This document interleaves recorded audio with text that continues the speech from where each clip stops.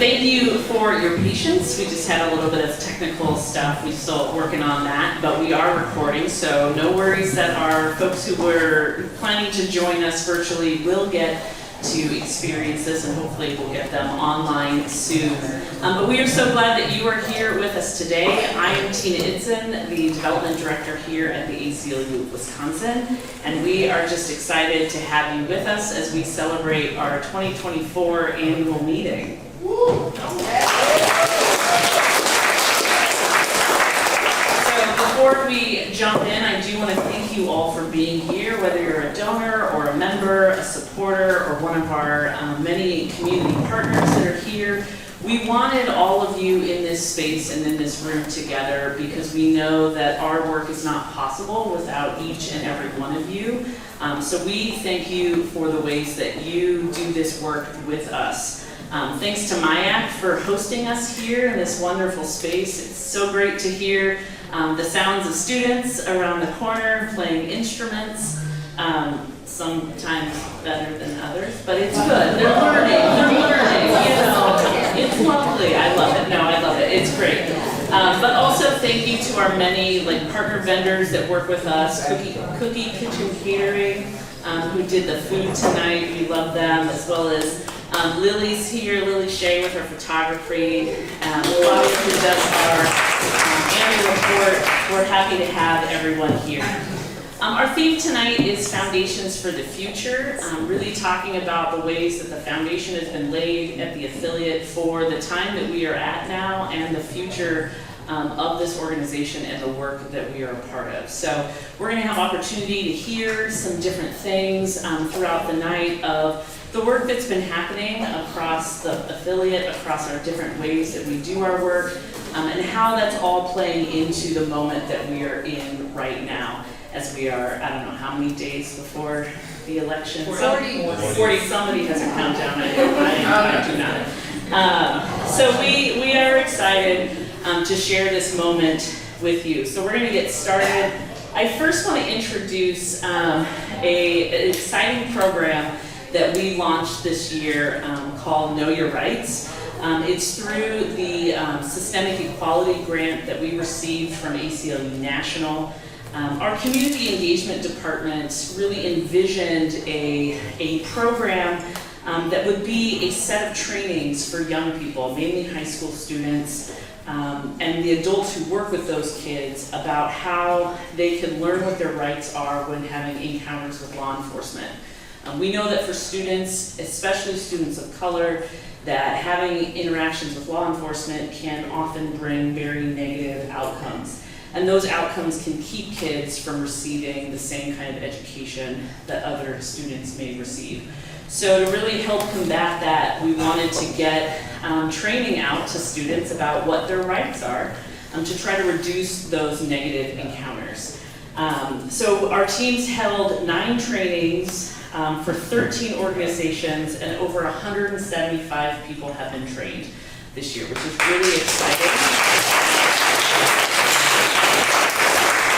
I'm happy to report that we received another grant for this next year to continue to expand the program to more students, more organizations, and also additional topics. So to celebrate this program, one of the fun things we're going to do tonight is we are going to be having some Know Your Rights training trivia throughout the evening to get you all to participate and learn your rights as well.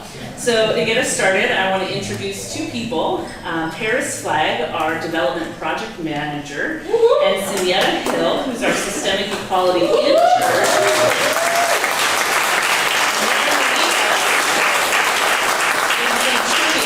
Throughout the evening. So Paris and Cindyetta, come on up. Okay.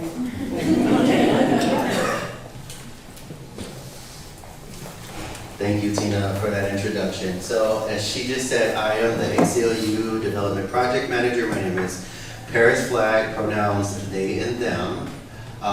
So let's just get right into it. Yes, hi, thank you guys for being with us this afternoon. My name is Cindyetta Hill. My pronouns are she, her, hers, and I am the Systemic Equality Intern this semester, and hopefully stay with you guys longer. Tonight, though, you can affectionately refer to us as your Passe Jack and Vanna White. Okay, how about we go for the first question? Yes, let me get right into it. All right, so I would like audience participation for this to go very fun. I'll ask the first question. The first question is, what % of Americans know their rights? By a show of hands, who wants to answer that? 20%. What was that? Not enough. Okay. Both great answers. One more. 10%. Okay. I'll give you guys the actual answer. Only 3% of Americans know their rights. Yeah, this is why this program is very important, and I really enjoy educating people on their rights and learning also. So thank you guys for your participation. All right, got one more question. One more question. This question is, do police have to read you your rights while you're being detained? Sure does. It's a yes or no? Yes. Show of hands. Who says yes? Says no. Who Who says says no? no? Okay. The correct answer is no. No, the operative term of that question is while you're being detained. So, Miranda rights must be given when a suspect is in custody or being interrogated. While you're being detained, they're not required to review your Miranda rights.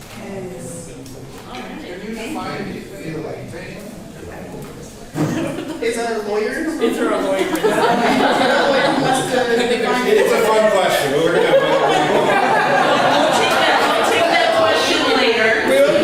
Defining what detained means. There's lots of lawyers in the room. Explain that later. So we're gonna now invite up a couple of folks. We will get, if we have time, we will answer that question later. So thank you. Dr. Brennan and our executive director, and William Sultan, our board president, to join us.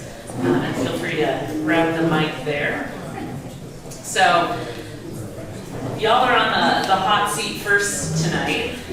So I would love to ask you the question. It's been almost 3 years, Melinda, since you started here at the ACLU. And William, you've been our board president for the past 4 years. But also, and the next 4, right? Right, folks? and you've also been a board member since 2018. So you think about that period of time, Wisconsin has seen a lot of changes. We've seen the changes in the makeup of the state Supreme Court, changes in electoral maps, the effects of the Dobbs decision on reproductive rights. Increasingly, we've become a high priority battleground state. And so our theme tonight is foundations for the future. So my first couple questions for you are, what changes or work or transitions have you seen at the affiliate in the last 3 or so years that you think have prepared the ACLU of Wisconsin for this current moment in its 94-year history?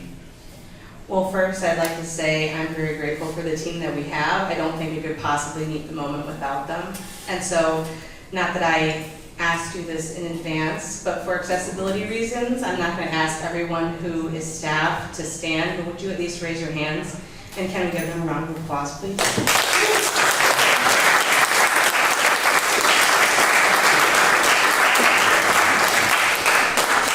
So these are the people that make it happen. And the reality is you're not going to be able to meet a moment if you don't have the right team, and the right team will hold each other when things are rough as well as when things are good. And when you have a moment of success, it's a wonderful moment to be able to share with each other. And I remember on the night of the state Supreme Court election, many of us were in the office together all at the same time, and we thought it was going to be a much longer night than it actually was. And that was a lovely moment to have, and I think those moments are really important too, but not everything's going to be a win. That's just not the nature of the work. And so if you want to sustain being able to do this work together, you're going to have deep relationships. And not just deep relationships amongst the team, so that when somebody's having a hard time, you show up and you try to support them the very best that you can, but relationships with other organizations. And so, not that I warned anyone that I was going to ask them to do this either, and for accessibility reasons, no, I'm not going to ask you to stand, but could please, we take a moment for every community partner to raise their hands and give them a round of applause.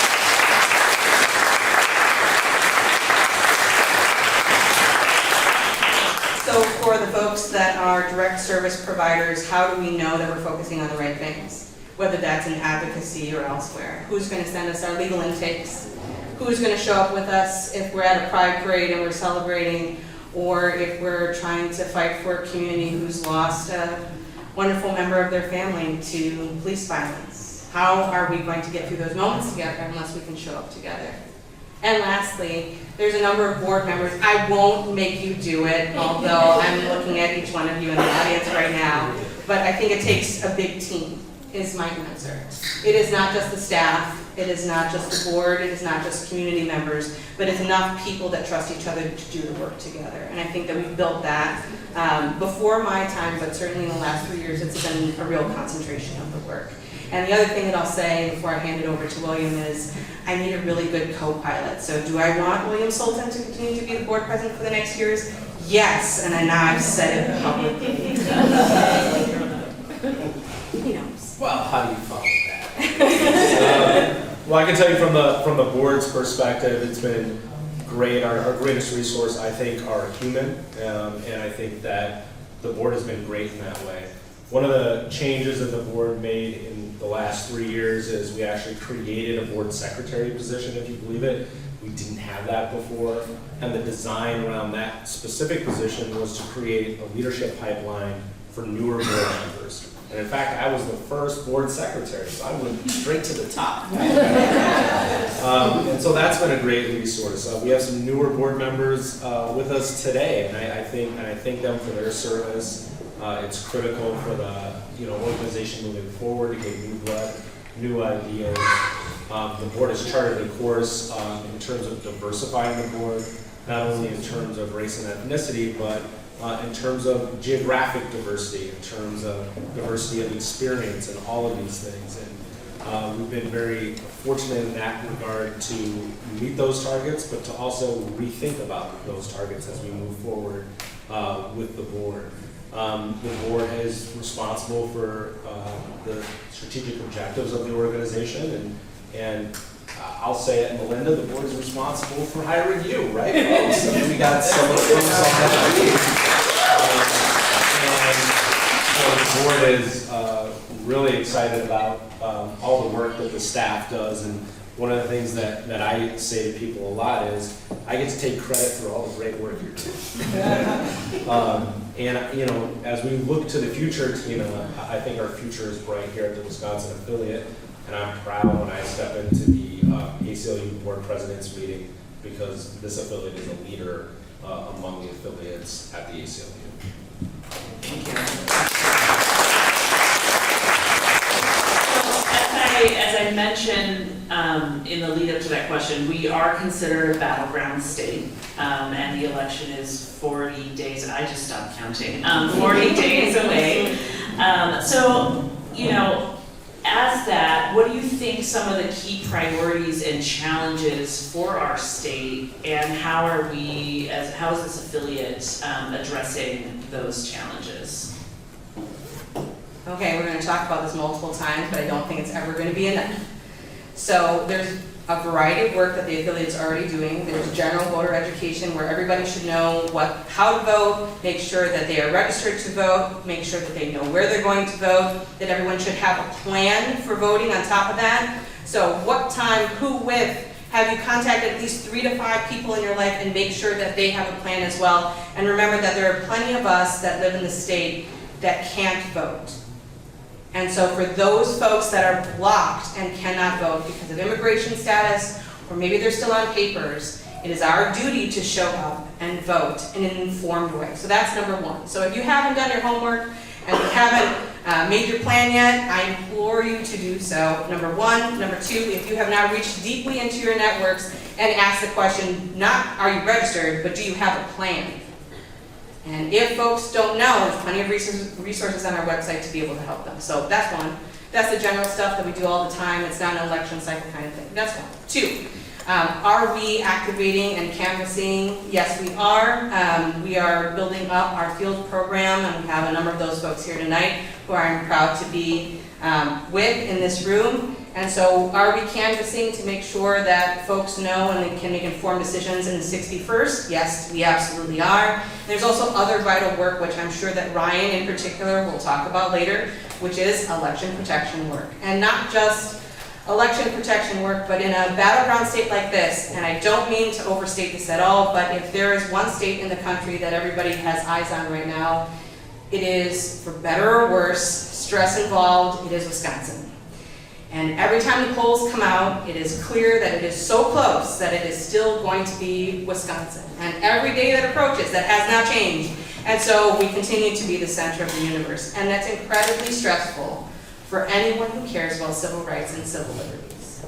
And so it is our job then to be a steady hand in doing election protection so that our elections operate the way that they're supposed to, that people who have the right to vote can, that on election day those problems are solved so that there don't need to be lawsuits later, and to make sure that folks that are responsible for conducting those elections do so and don't undermine the process so that we can all believe in it. And all of those things are already in progress and happening. It's a lot. It's an awful lot. Yeah. How many days is it? 40. Great. Something to know now. It's good. So last question, quickly. So just in like one sentence answer for I figure one sentence you'll both can handle that. I'm holding you to it. So we know that the ACLU is a huge umbrella organization with a scope of civil rights and civil liberties. So besides voting rights, defending democracy, what is one other issue, one other thing that you are most excited about when it comes to the work of the ACLU? Systemic equality agenda. Yeah.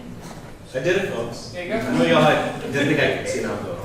That's good. I'm going to stick with his answer and just say, so you know what that means. There is no justice without basic needs being met, and so that means education and housing and a number of other things that make it possible. How can you possibly concentrate on voting if you don't have your basic needs met? And there is absolutely no way to pull issues apart. And so that the community should be the basis of all the work we do. Wonderful. Thank you, Melinda and William. We're going to bring up Signetta and Paris now for another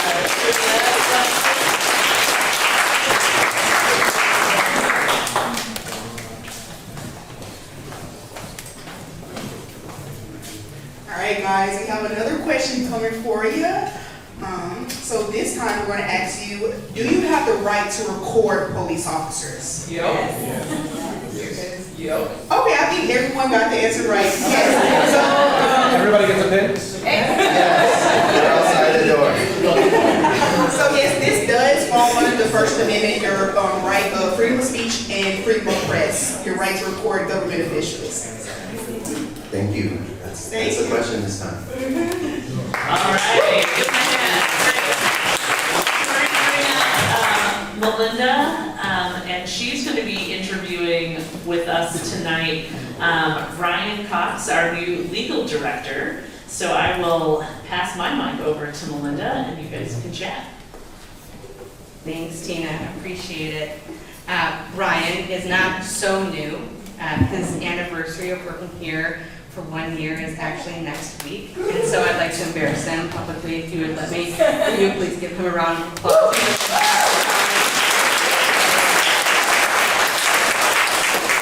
But really, he's a fantastic colleague, and I'm very grateful for his partnership in this work. We talked a little bit about this in advance, but one of the things that I like, there's a lot of things I like about Ryan, but one of the things that I like best about Ryan is his philosophy for lawyering. And would you talk a little bit about that? Yeah, absolutely. So, coming to the ACLU of Wisconsin from a career of doing civil rights work down in Texas, I was really interested to inherit such an amazing legacy of decades and decades of people committing their entire careers to this work in Wisconsin. And so I really wanted to think about, as we're building a legal team and deciding what work we want to work on, what is going to be like the driving force of that work and the, you know, the way that we underpin everything that we do. And I came across some research that many other nonprofit organizations have utilized in the past about what it means to be a community lawyer. And, you know, I think the best way to describe being a good community lawyer is that we want to make sure that the work that we're doing is the work that's important to our communities. And on the flip side of that, we want to make sure that the work that we're doing doesn't conflict with other priorities that the community might have. So we want to give the community veto power over over the cases that we bring. We want to make sure we're having conversations with members of the community, the impacted folks, people who are the most impacted by government action, and make sure that we're really on the same page as far as like the work that we prioritize and not doing it because we know it's going to end up in the newspapers, right? And so being a good community lawyer, I think, is what underpins all of this work and really like, you know, allows us to guarantee that what we're doing is the right thing. That's a great answer. That's also a very real answer. I know that over the course of the last year, we've been making some changes, and so some of those are about legal intake, and some of those are about the new teammates that we have. And in case you missed it, there's a wonderful annual report where you can read all about it, so by all means, please pick one of those up. But would you like to talk about a couple of those pieces? Because I think people don't necessarily know the volume outreach that we get asking for our help, and I think that the way that we handle that and ethically matters a great deal. So, yeah, I'd love to talk first about our team, yes, which is, you know, I absolutely love our team here at the ACLU of Wisconsin. We're still hiring another staff attorney. If you know anybody that might be interested, we're trying to grow a little bit more. But, you know, I kind of came into this position inheriting a couple of great folks. Tim Muth and Dr. Emma Shakeshaft. Great attorneys who've worked for this organization for years and years and dedicated so much of their time, and especially Tim Muth, who, you know, helped shepherd the transition of the legal team across leadership as our interim legal director, has been such a great help. We were able to poach away Haley Archer, an amazing attorney with a background in employment litigation, to help us lead our LGBTQ work, our work on reproductive rights, as well as work in schools as well. And then, you know, our fantastic, amazing paralegal, Nora Calbinet, who's been with the organization for years now.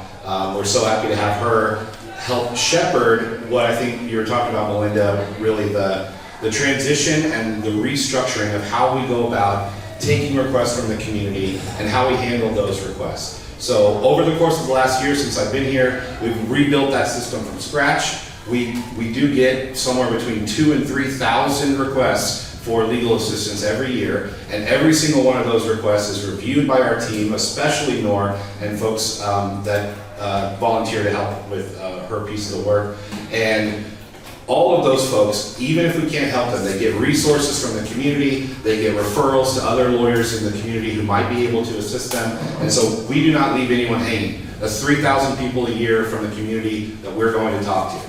Now that is extremely difficult to do with such a small team, but by rebuilding our intake system, moving to an online version and streamlining a lot of the process, we've kind of cut the time per intake by about 2/3, which is amazing, allowed us to catch up on like months of backlog of this thing, all these intakes that we've had. And so I'm really proud of the team, and especially Nor, for like helping shepherd all of that process through.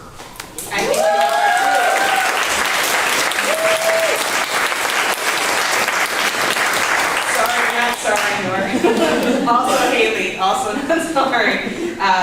But you mentioned legal intake, and I know that we were talking about, you know, while we're setting our agenda all across the organization, thinking about what should be on the legal docket. So can you say a little bit about what kind of intakes we get, what are the most common kinds of intakes that we get, as well as where you would like the work to go? Yeah, I mean, I think it's undisputable. The most intakes that we get are related to folks currently facing incarceration or criminal charges of some kind. It's far and away the most requests that we get. They're some of the hardest things to handle, especially since we don't do criminal law directly. But building the new system that we built also gives us the chance to track data across years and across months. Even for folks that we can't help directly in the moment, we're able to track that and say, we want to know about every complaint we've ever gotten from Techeetah, like correctional institution, right? We can look that up now, we can find every single person, use that data to go collect, find witnesses, find plaintiffs for lawsuits in the future. And so, our system is great in that respect. I think in the future, there's some things we'll always get an intake that we can't handle. Folks looking for criminal defense assistance, things like that. We're always, with the small team that we have, we're always going to be focused on impact litigation, which means that we are primarily focused on cases where the cases that we bring and the advocacy that we do will impact hundreds, thousands, millions of people at a time. And it's the best use of our resources to do that. And so those are the cases through intake that we're trying to pick out. We're trying to find those folks, bring those types of cases across, especially criminal justice reform, policing, LGBTQ rights, First Amendment rights, protesters' rights especially, and voting rights. So those are the core areas that I think we're going to be looking forward to the future of working on, and very excited about it. Thanks. We have a little bit of time for one question. If there's a burning question for Ryan, does anyone have? William. How do you define a detention versus an arrest? Versus an arrest. So the answer to the question, I think that was causing maybe a little bit of confusion, is that you don't need, Miranda rights are not required unless you're being interrogated. So an interesting thing is that even if you have been arrested, you can be arrested, be sitting in the back of a police car, and if you start talking, all of that evidence is admissible. You don't have to be given Miranda rights just because you're under arrest. It's actually, you have to be in custody and being interrogated. So it's people watch Law and Order and think, oh, they didn't read me my rights on the way to the cop car. They don't have to, and so don't get yourself in trouble, please. And so you shouldn't what? Please, just never talk to the police.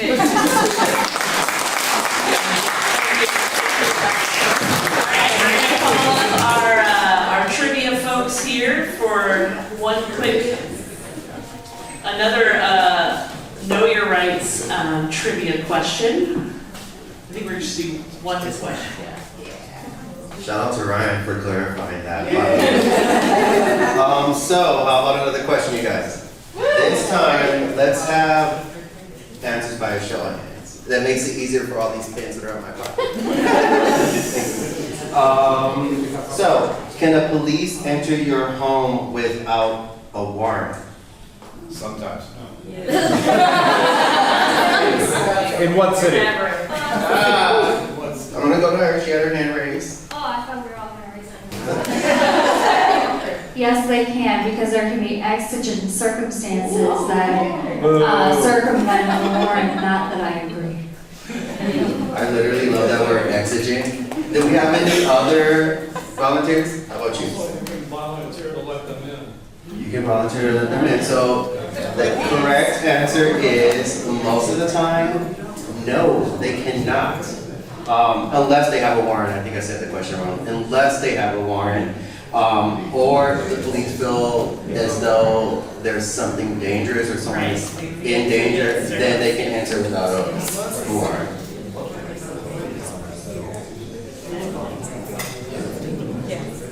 All right, yeah, I love that. Sometimes, maybe, and sometimes. All right, I'm going to call up now Amanda Merkway, who is our advocacy director.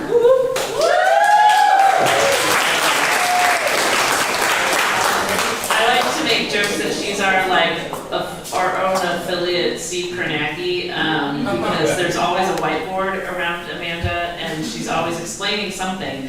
And so today she's going to explain, and you can grab that mic right there. She's going to explain some things around the legislative session that we just had, as well as some maps and charts and things. And she's got some slides for you. So take it away, Amanda. Sure. Well, super happy that y'all are here.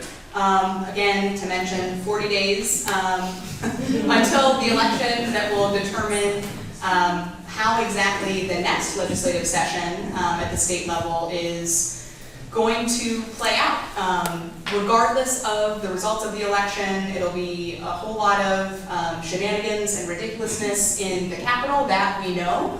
But wanted to chat a little bit about how we engaged in the previous legislative session and what we're looking forward to in the next one. So I lead our advocacy department that engages in organizing and grassroots advocacy, policy analysis, lobbying, and community education around civil rights and liberties issues that are moving at the state and at the local level. I'm just endlessly proud of the critical mass of the advocacy team over there who have just, and also all the folks that have plugged in across the affiliate and members and supporters who have engaged with us during the 2023-2024 legislative session. Plug on our website. You can find our 2023-24 legislative session report that breaks down a lot of the work we did over the past 2 years as a point of education. Wisconsin is a little unique because our legislative sessions are 2 years long. There's some states where it's either a year long, or there's some states where there's like a month when all the stuff happens, and then you get the rest of the year to kind of chill and plan for the next session. But unfortunately in Wisconsin, having a 2-year session, especially one where it's difficult, it's been an uphill battle trying to have offensive successes when it comes to civil rights and liberties issues. We're playing defense a lot, which means that a lot of times we get notice for a hearing 24 hours in advance, which is like the legal bare minimum. And so what that means is there's a lot of quick sprints for the advocacy team and how we're doing very quick analysis and lobbying to make sure that we're putting our position on the record during the session. I see a hand in the back. So as far as the 2-year legislative sessions go, do they fall, there's never going to be a legislative session that overlaps an election, correct? It's always going to be, like 2022 to 2024, 24 to 26. It's not going to be like 23 to 25, is it? So there's always you'll have an election, so 99 folks in the Assembly, there are 33 folks in the Senate. Half of the Senate is up every 2 years. They serve 4-year terms. The folks in the Assembly serve 2-year terms. So using right now as an example, the November 2024 election, there's half the Senate that's up, all 99 Assembly seats are on the ballot, and then in odd numbered years is when the folks that win will be inaugurated in January, and then the session will run from January of an odd numbered year through about March, April-ish of the following even numbered year. So there will be, I'm trying to think if that answered your question. Okay. So basically I was just wondering if any given election would interrupt the legislative session or not. No, I think is the answer to your question. Yeah, the last legislative session, you see the kind of stats up on the screen of different ways that we engage. We do a lot of analysis, tracking bills across so many different issues that fall under kind of the ACLU priority umbrella. So a lot of issues that we're tracking, even if we're not doing a full bill analysis, but only had 4 bills that we supported that were enacted. The vast majority of the time, we're just fighting for things to get vetoed or trying to block it as early in the process as possible. This last session, we witnessed a lot of attacks on LGBTQ rights and just the existence of trans people across state houses nationwide, but also here in Wisconsin. Our legislature introduced a whole package of bills attacking the trans community, and each of those are outlined in the legislative report. Again, plug for the legislative report, and shout out to John, who I'm not seeing, who may still be upstairs, who did a lot of our policy analysis. John and Ray Jones did a lot of work putting together this report. And also, that was a big moment for the team when we showed up at the Capitol. I think it's important to note that, when there's a short notice before a bill, and people that are most directly impacted by an issue that want to turn out at the Capitol, that process can just be so dehumanizing and traumatizing, like the process itself, even before you have to get up and testify live on Wisconsin Eye, dumping your trauma out onto a recording that will live on wisconsineye.org for eternity. But the process, there's so much trauma in the process. You have to get up at the crack of dawn, depending on where you live in the state. You're driving to the Capitol. You're gonna park somewhere in the square and get more than one parking ticket. I cannot go to the square without getting a parking ticket in Madison. They'll put the bills scheduled so that either hearings on the same things are held simultaneously, or they will put it at the bottom of the agenda, the bill that they know that a lot of people are turning out for, so you have to sit there for 8 hours, getting more parking tickets, having to find childcare. And so, one thing that we're trying to think about based on our experiences in the past session and looking forward to the next, are how are all the ways that we can make sure that people can accessibly engage, even if we're kind of the conduit to that engagement with the legislature, because it can be super inaccessible for a lot of folks. Last session, we also saw a lot of attacks on diversity, equity, and inclusion, and attacks on just like basic racial justice wins that have happened over the last several decades, whether it was DEI in the UW system, and the joint resolution that proposed a constitutional amendment to ban state and local government entities from using any form of affirmative action in hiring decisions, public education, and public contracting. There was one victory when it came to racial justice this past session, was a bill that ensured the unique history and experiences of Hmong and Asian American Wisconsinites are included in K-12 instruction in Wisconsin public schools. But that was kind of the one win, and the rest of it was pretty brutal that we were fighting against. We also engaged in a lot of work related to police, prisons, and criminal legal reform. Again, just fighting for that veto and kind of what are the pressure points in the system that we can take to just reduce harm. Because there's a lot of bills that, across both parties, folks are willing to push along without digging deep on all of the collateral consequences of things that might sound like it would be helpful. Voting rights, also a big issue this past session, and some privacy and surveillance bills that we engaged deeply on. But see if we can move to the next. Also want to highlight some really big missed opportunities. So these are some issues that have tremendous bipartisan support. There are, if you look at the registration online of who's registered for or against the bills, each of these bills has like 30 or more, across the state, some of them like when you think about expungement, like when you have like the sheriffs and deputy sheriffs registering in support, and the Badger Institute and the ACLU, like that should tell you something. So expungement was another missed opportunity that we're going to really push for again next session. Also ensuring protections for Indigenous students to wear tribal regalia. Supporting DACA recipients. There was a package of bills that had significant bipartisan support that again didn't make it across the finish line. Expanding access to birth control that had shockingly bipartisan support, allowing pharmacists to turn over birth control to folks, but also a right to birth control bill was introduced. Expanding postpartum Medicaid eligibility. It is bonkers that we haven't done that, and there is so much bipartisan support, and so hoping next session maybe can sweep that across the finish line. Legalization of marijuana.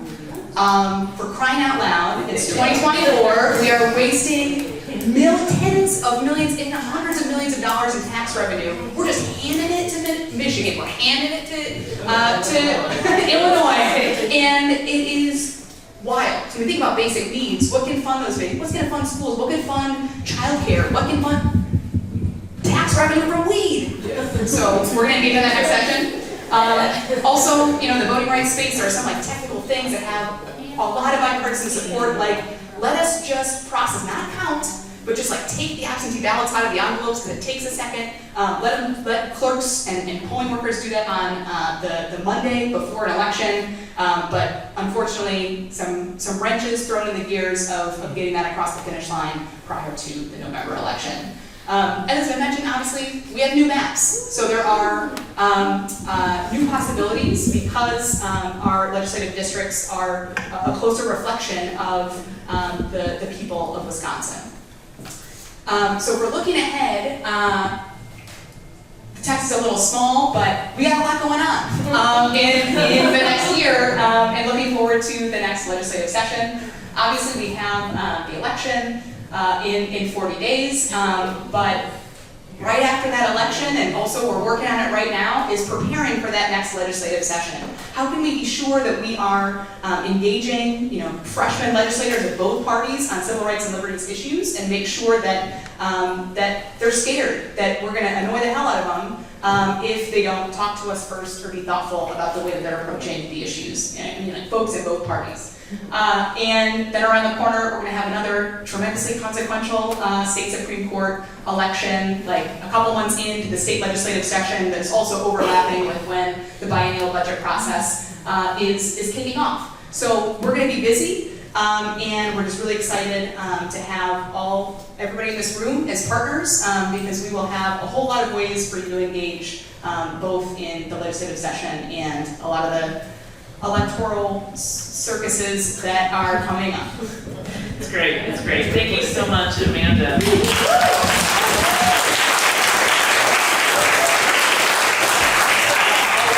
learned so much from all of the things, the maps and the charts. They're great. I'm going to bring up our Know Your Rights trivia folks for one quick question.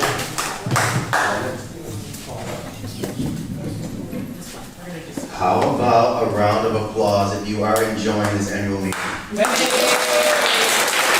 about another round of applause if you are thoroughly informed right now? So with this question, I want to do a little something different. We have a virtual audience. So whoever can answer this question correctly in the chat, we're going to send them a pen, one of these ones in my pocket. But the question is, true or false?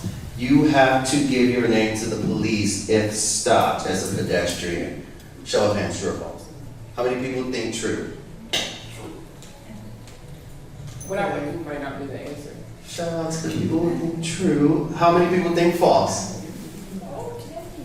Okay, so no pins because I have participation, but Zach, let me know about the virtual chat. The correct answer is false.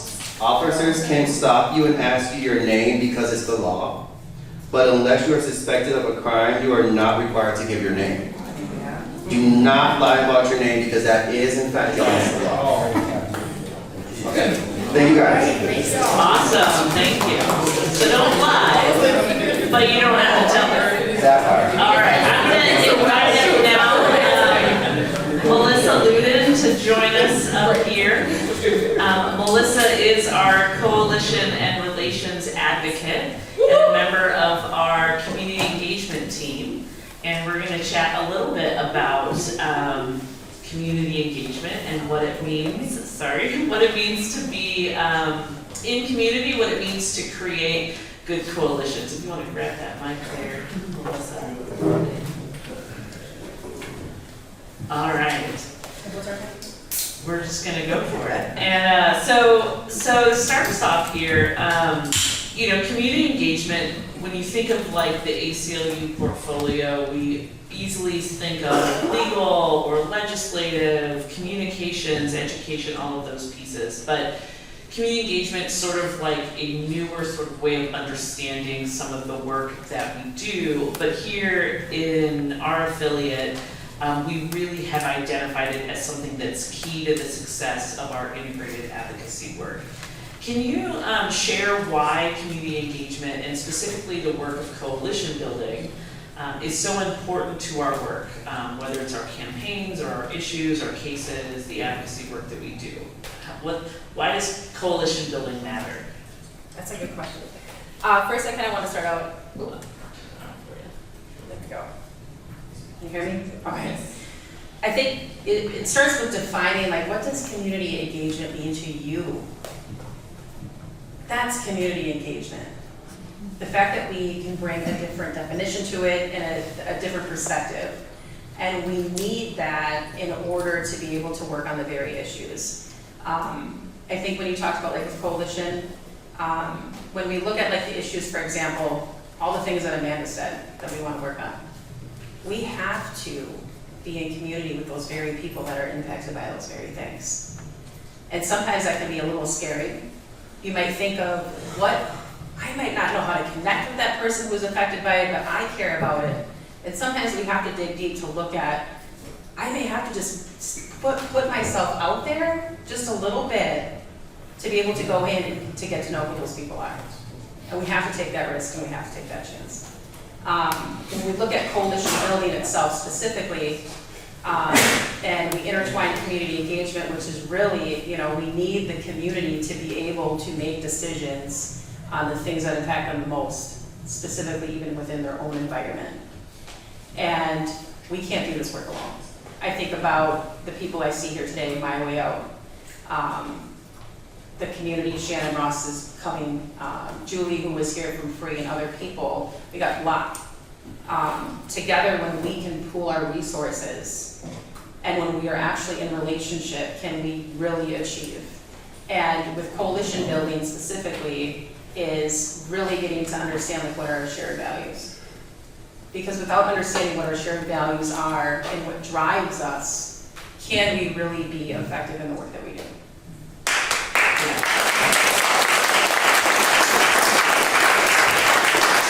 Talk about, an example of how, this coalition building is connecting with, the folks who are living it every day, connects really well with potentially the legal case. I know we've got one that we're working on right now. Talk a little bit about the mother young child case and how the community aspect of it is an important part. It's not just the legal case, while that's significantly important, how does the other piece connect with it too? And for I'm not a lawyer, I will point that out. But we do have a case that we're working on that's about a program that the DOC should be offering that it is not currently offering. And so we are working to try to make sure that they offer this program, which is for mothers who have a child who is under the age of 1, because we know that contact with a kid that's just been born is really important for both the mother and the child. So we're working on it from the legal side, but talk a bit about the community engagement side. I would say the community engagement side, first, it's just acknowledging that we don't talk enough about the impact of incarceration on women. Why women are going into the prison system, the conditions that women have to live in that they were never designed for them, as well as the reentry needs specifically for women. I want to say that we do have some orgs, My Way Out, Free, that are really trying to advance that. But with Mother Young specifically is, it's education. It's really going to the community to educate, but also too is for myself, and there's others here, who have relationships with women who have gone through. In this critical one of a woman having to give birth in prison and losing her child to the foster care system or maybe a family member is extremely traumatic. And so part of community engagement comes in to understand what is it that we need. I'm formerly incarcerated. I have lived with women who have gone through this very horrible thing. I have had to be roommates with women who have had to go through this traumatic experience, and it was me that really had to pull the weight and really support them through that. And so what we recognize in that is we need processes. We have, with that process, I know we work with Black Space. Really, if we want to come in and share these stories to gain awareness and to do the impact, we have to come in to provide a safe space for that, which includes providing food, a care package, getting them connected, and also having somebody who's a therapist that can assist them, because I know some of the most skilled women who have gone through this need to have somebody to talk to. And so that, as far as community engagement coming in, to support that. That's so powerful, Melissa. And the question I want to ask, we do this partnership building, we do this work, and it can be easy to say, well, that work belongs to y'all's department. We don't need to do community engagement, but obviously, community engagement is something that doesn't just live with one department. It should live other places. So how do you see that? What are the opportunities or things you see within, or how other departments, or how we as an affiliate see that beyond? Is it just your job to do community engagement? That's a good question. And I'll ask you how you are. But I think that we see it is. All of us in different departments have different relationships. I think about Haley and legal, all the relationships that they have with the different attorneys across the state. I look at Amanda with her relationships with family services. Elisa and the comms team, all the access. But more specifically, it's also looking at how can we kind of work in a community as an affiliate. And I think that's what we're doing. And we're recognizing that as an affiliate, we want more people to be involved in getting to know our partners, in building these relationships. And so we're bringing everybody together to be able to do that. Would you like to share how you do it in development? Yeah, I think, development's an interesting one, because oftentimes folks think that our job is really just to talk to folks and ask for money, which, yes, we do a lot of that, but, it's not just about raising funds to support the work, while that is a very important part of what we do, but it's really about making those connections between our supporters and the work, and seeing our supporters as partners in the work. And really try to make folks come together and learn from each other, and individuals and also foundations. We have a really great relationship with a foundation, the Roots and Wings Foundation, who really wants to make some systematic change.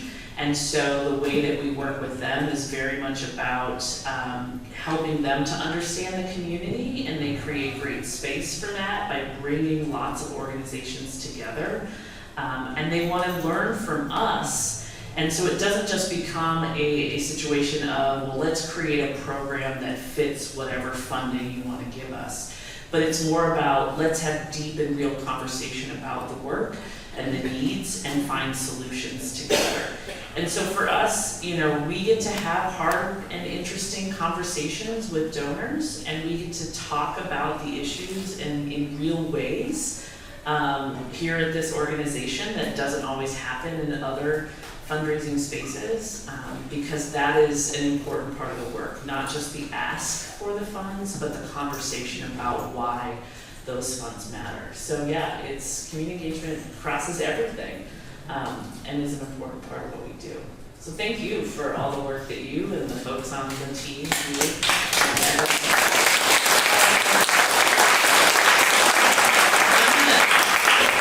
For the sake of time, I'm going to go ahead and call up Melinda and William again here, just to chat. We're going to chat a little bit about what's next, and where do we go from here. 40 days, as we've learned today. It's 40 days. We've heard some great things tonight about the affiliate, about what we've been up to, about what we're looking forward to.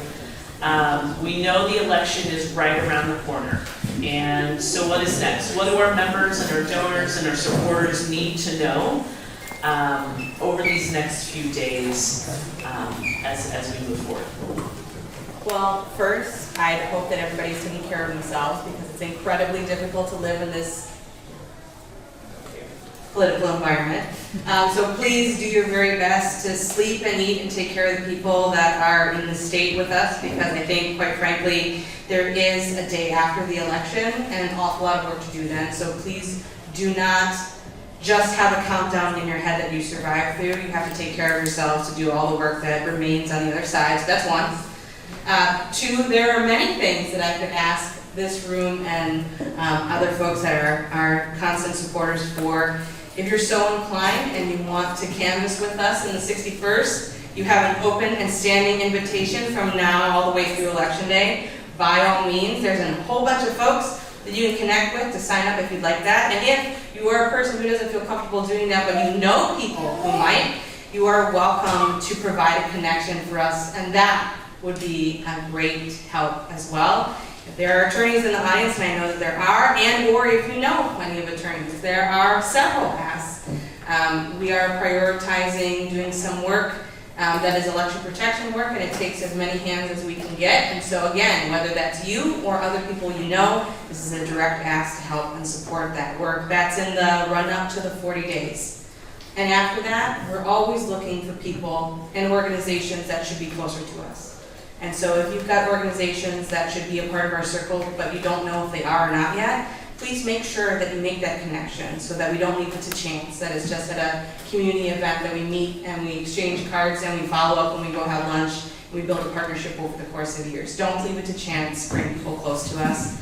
If you're interested in volunteering, there are lots of different ways to do it. Some of them you can do right from home, that you do not have to be out in public if you are just too tired to do it. But the thing that I would like to ask everybody to do is remain engaged no matter what. And that's why I began with asking you to take care of yourselves. Because it is fatiguing to be in this environment for sure. And so that takes you taking care of yourself and other people so that you can stay engaged. What about you? Well, I agree, you gotta stay engaged, we need you to show up, that's important. I think everyone in this room understands that there are opposing forces, and so showing up is a big part of that. And also, I think supporting the ACLU is important. You all knew this was coming. So please, consider the ACLU and consider donating to organizations that are fighting for rights that we thought were basic and would be around forever, right? And volunteer. There really is nothing like the heart of a volunteer. I know you've all heard that slogan before, but it's really true. As a volunteer for the ACLU, I can honestly say that I get more from volunteering than I give. And I think you'll have that same experience. So try it. Yeah, I think there's some really exciting things coming around the corner. The election's a big thing, but we know that life doesn't stop on that date. As you saw from Amanda's chart, there are many months that come after that. And so I think, this organization will continue to fight for civil rights and civil liberties regardless of who is in the White House, regardless of who is in our state legislature. And you'll be hearing some of this as we move forward. We are in the midst of a strategic planning process where we are looking to the future. I say this oftentimes, with the new maps and potentially a legislature that's more open and supportive to proactive civil rights and civil liberties, we really have an opportunity we haven't had in 15 years to really have change and things that will be good for Wisconsinites. And the things that we would love to see happen here. And so, this affiliate was founded in 1930. And so our strategic plan will be launching in April of 2025. And so we've been talking about what do we want to see happen in the next 5 years. By the time we turn 100, what are the things that we want to say we've accomplished? And so, we're building on a legacy that has been around for 94 years and 95 next year. And to say by 100, we want to see these things happen. And the work can't happen without all of you with us in that, because the ACLU of Wisconsin is not just the 25 folks who work for this affiliate. It's all of the members, and it's all of the supporters, and it's all of the partners that work with us. So, do we want to share the new? We have a new mission statement, an updated mission statement. So I can read this. The American Civil Liberties Union of Wisconsin fights to protect, defend, and expand civil rights and liberties, particularly for communities historically denied their rights, through nonpartisan advocacy, community education, litigation, and organizing, in order to create a more just future. Woo!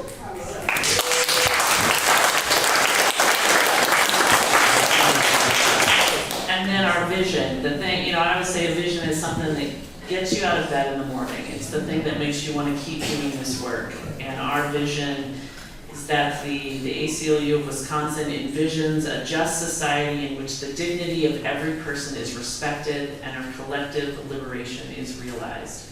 This is what we're fighting for, y'all. And so, 2030, when we're 100 years old, I want to be able to look back and say we did this and we did this together. So we need you in the fight. I'm going to put up here, there are lots of QR codes here.